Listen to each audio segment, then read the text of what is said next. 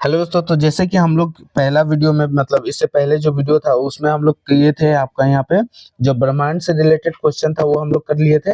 और अभी ब्रह्मांड से रिलेटेड अगर और भी वीडियोस पढ़ना है तो आप यहाँ पे स्कैन करके देख सकते हैं। और अभी हम लोग जो वीडियो में देखेंगे वो नदियाँ, नहरें तथा जलप्रपात वो सब हम लोग देखेंगे। तो चलिए शुरू करते हैं। तो यहाँ पे देखिए, लिम्पोपो नदी मकर रेखा को 2 बार काटती है। तो कौन सा नदी मकर रेखा को 2 बार काटती है? तो लिम्पोपो नदी। लिम्पोपो नदी मकर रेखा को 2 बार काटती है। कांगो नदी भूमध्य रेखा को 2 बार काटती है। तो देखिए, लिम्पोपो नदी मकर रेखा को 2 बार काटती है और कांगो नदी जो है वो भूमध्य रेखा को 2 बार काटती है। उसके बाद माही नदी कर्क रेखा को 2 बार काटती है। तो माही नदी कर्क रेखा को 2 बार काटती है। तो देखिए, मकर, भूमध्य, कर्क, लिकामा। तो ये लिकामा याद कर लीजिएगा। तो लिकामा जो कि मकर, हाँ, ली से हो जाएगा मकर, लिम, हाँ, ली से हो जाएगा लिम्पोपो नदी जो कि मकर को काटता है। उसके बाद कांगो नदी जो कि का से हो जाएगा भूमध्य, काबू या फिर बोल दीजिए लिमो। जैसे ये लिम और ये काबू। उसके बाद माख। तो ये आप लोग यहाँ पे याद कर लीजिए। जैसे लिम्पोपो नदी मकर रेखा को 2 बार काटती है, कांगो नदी भूमध्य रेखा को 2 बार काटती है और माही नदी कर्क रेखा को 2 बार काटती है। उसका बाद विक्टोरिया जलप्रपात तथा करीबा बांध जो कि जाम्बेजी नदी पर स्थित है। जाम्बेजी नदी पर स्थित है। तो यहाँ पर देखिए, विक्टोरिया जलप्रपात तथा करीबा बांध जाम्बेजी नदी पर स्थित है। और मिसिसिपी नदी द्वारा बनाया गया डेल्टा पक्षी के पंजे जैसा है। तो ये कौन सा? तो मिसिसिपी नदी द्वारा बनाया गया डेल्टा पक्षी के पंजे जैसा है। अमेजन नदी जो कि आयतन की दृष्टि से विश्व की सबसे बड़ी एवं लंबाई में मतलब विश्व की दूसरी सबसे लंबी नदी है। तो आप लोग यहाँ पे देख लीजिएगा। और इसका बाद देखिए, राइन नदी को कोयला नदी भी कहा जाता है। तो राइन कौन सा नदी को कोयला नदी भी कहा जाता है? तो ये राइन नदी को कोयला नदी भी कहा जाता है। उसके बाद गिनी का खाड़ी, जैसे गिनी का खाड़ी में गिरने वाली नाइजर नदी, गिनी के खाड़ी में गिरने वाला नाइजर नदी तेल नदी के नाम से भी प्रसिद्ध है। तो कौन सा? गिनी की खाड़ी में गिरने वाली नाइजर नदी तेल की नदी के नाम से भी प्रसिद्ध है। उसके बाद लाल सागर व स्वेज नहर एशिया महाद्वीप को अफ्रीका महाद्वीप से अलग करते हैं। तो यहाँ पे देखिए, लाल सागर व स्वेज नहर एशिया महाद्वीप को अफ्रीका महाद्वीप से अलग करता है। उसके बाद देखिए, यहाँ पे श्रीलंका की सबसे लंबी नदी कौन है? तो महावेली नदी है। श्रीलंका की सबसे लंबी नदी महावेली नदी है। महावेली गंगा है। श्रीलंका की सबसे लंबी नदी महावेली गंगा है। स्वेज नहर जो कि भूमध्य सागर को लाल सागर से जोड़ती है। स्वेज नहर जो कि भूमध्य सागर को लाल सागर से जोड़ती है। स्वेज नहर भूमध्य सागर को लाल सागर से जोड़ती है। यूरोप की सबसे लंबी नदी जो कि वोल्गा नदी है, वोल्गा नदी है। यूरोप की सबसे लंबी नदी वोल्गा नदी है। यूरोप की सबसे लंबी नदी वोल्गा नदी है। विश्व का सबसे ऊंचा झरना जो कि एंजिल जो कि वेनेजुएला जो कि चुरुन नदी पर स्थित है, जो करोनी नदी की सहायक नदी भी है। तो विश्व का सबसे ऊंचा झरना जो कि एंजिल जो कि वेनेजुएला चुरुन नदी पर स्थित है, जो कैरोनी नदी की सहायक नदी है। विश्व का सबसे ऊंचा झरना जो कि एंजिल जो कि वेनेजुएला चुरुन नदी पर स्थित है, जो करोनी नदी की सहायक नदी है। उसके बाद सिंधु नदी का उद्गम कौन सा है? तो मानसरोवर झील है। सिंधु नदी का उद्गम मानसरोवर झील है। तो आप लोग यहाँ पे देख सकते हैं। और सिंधु नदी का उद्गम मानसरोवर झील के निकट जो कि बोखरचू ग्लेशियर से होता है। इसकी प्रमुख सहायक नदियां है सतलज, चिनाब, रावी, व्यास, झेलम। तो देखिए, शनिराव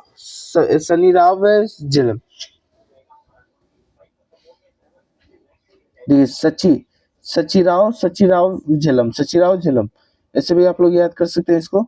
सिंधु नदी का उद्गम मानसरोवर झील के निकट बोखरचू ग्लेशियर से होता है और इसकी प्रमुख सहायक नदियां है सतलज, चिनाब, रावी, व्यास और झेलम आदि है। चिनाब नदी का उद्गम स्थल तथा उद्गम चंद्रा तथा भागा नदियों के संगम से होता है। यह सिंधु के आयतन की दृष्टि से सबसे बड़ी सहायक नदी है।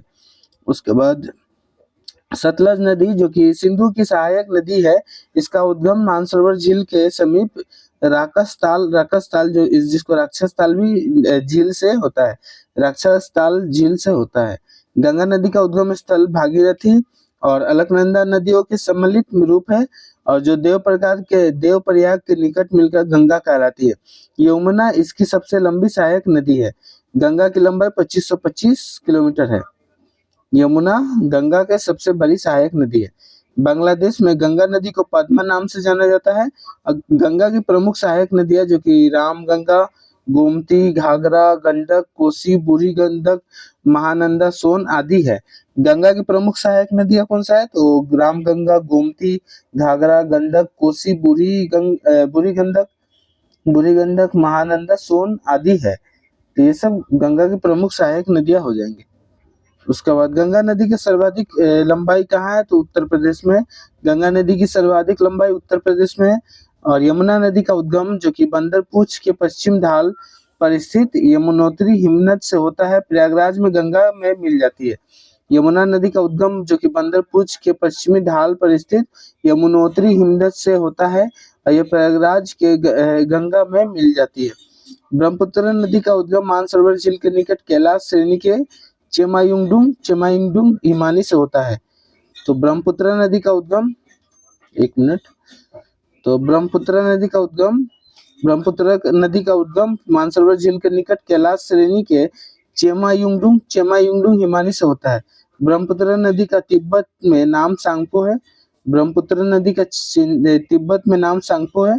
और ब्रह्मपुत्र नदी को बांग्लादेश में जमुना के नाम से जाना जाता है। ब्रह्मपुत्र की प्रमुख सहायक नदियां है दिबांग, लोहित, सुबनसिरी, कामेंग, मानस, तीस्ता, धुबरी। ये सब ब्रह्मपुत्र की यहाँ पे प्रमुख सहायक नदियां है। उसके बाद यहाँ पे और भी देख लेते हैं। नर्मदा नदी का उद्गम मैकाल पर्वत श्रेणी के अमरकंटक पहाड़ी जो कि मध्य प्रदेश से होता है। नर्मदा नदी का उद्गम मैकाल पर्वत श्रेणी के अमरकंटक पहाड़ी जो कि मध्य प्रदेश से होता है। नर्मदा नदी की सहायक नदियां जो कि हिरन, शक्कर, तवा, दूधी, गंजाल आदि है। नर्मदा नदी की सहायक नदियां हिरन, शक्कर, तवा, दूधी, गंजाल आदि है। ताप्ती नदी का उद्गम जो कि मध्य प्रदेश के बैतूल जिले के मुल्ताई से होता है। ताप्ती नदी का उद्गम मध्य प्रदेश के बैतूल जिले के मुल्ताई से होता है। गोदावरी नदी का उद्गम महाराष्ट्र के नासिक जिले से त्र्यंबकेश्वर पहाड़ी से होता है। गोदावरी नदी का उद्गम महाराष्ट्र के नासिक जिले से त्र्यंबकेश्वर पहाड़ी से होता है। गोदावरी नदी जो कि प्रायद्वीपीय भारत की सबसे लंबी नदी है। कावेरी नदी को दक्षिण भारत की गंगा कहते हैं। गोदावरी नदी को दक्षिण की गंगा के नाम से देखिए, कावेरी नदी को दक्षिण भारत की गंगा कहते हैं। और गोदावरी नदी को दक्षिण की गंगा के नाम से जाना जाता है। तो देखिए, ये दोनों में कंफ्यूज मत होइएगा। तो कावेरी को दक्षिण भारत की गंगा, और यहाँ पे गोदावरी नदी को दक्षिण की गंगा के नाम से जाना जाता है। तो देखिए, एक तो इसमें भारत लगा हुआ है और एक में भारत नहीं लगा हुआ है। तो देखिए, कावेरी जो कि भारत लगा हुआ है, दक्षिण भारत की गंगा, और गोदावरी नदी को दक्षिण की गंगा कहा जाता है। तो एक बार ये ध्यान दीजिएगा इसमें। काभा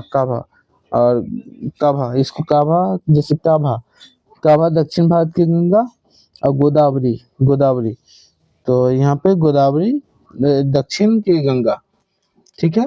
कृष्णा नदी का उद्गम स्थल महाराष्ट्र में स्थित महाबलेश्वर की पहाड़िया से होता है। और कृष्णा नदी की प्रमुख सहायक नदियां जो कि कोयना, पंचगंगा,